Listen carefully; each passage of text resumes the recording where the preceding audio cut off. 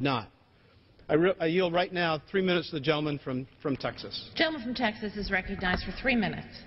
I thank the gentleman for yielding. I ask unanimous consent to revise and extend my remarks. Without objection, so ordered. Thank you, Madam Speaker.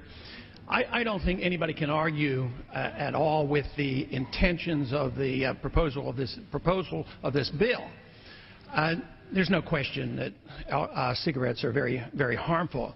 The question for me here is the process, and I find the process here atrocious because it assumes that authoritarianism is right and proper and works, and that voluntarism and education and self-reliance and depending on oneself to take care of oneself is a proper approach. We totally reject our free society and assume that if we just have tobacco police roam in the country, that all of a sudden bad habits are going to be cleared up.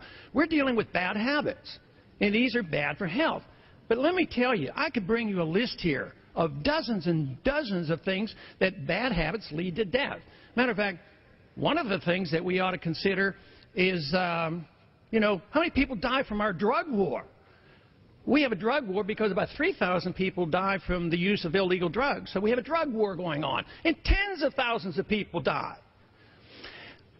And it's so exasperating at times because we always have two proposals here, or we have two ways of solving problems or dealing with things. With tobacco, for decades, what did we do? We subsidized tobacco, and now we want to prohibit tobacco.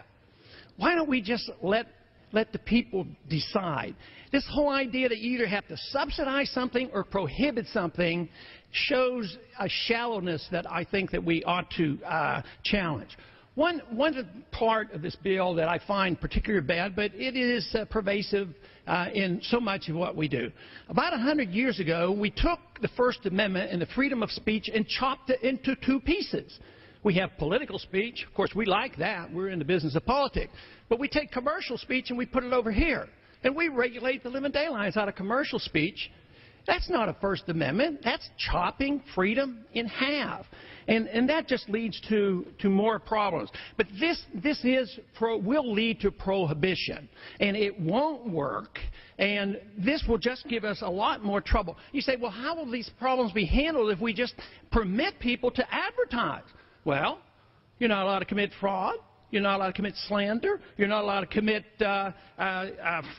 any libel or slander or fraud. So there are prohibitions. But this approach can't work. It is assumed that people are total idiots, that they won't respond to education, that we have to be the nanny state. We want to expand the war on drugs, which is a total failure. And look at what happened to prohibition of alcohol. And you say, oh, no, this is not prohibition. It is going to be prohibition. It's a form of prohibition, and when you have prohibition or even approach prohibition, what do you create?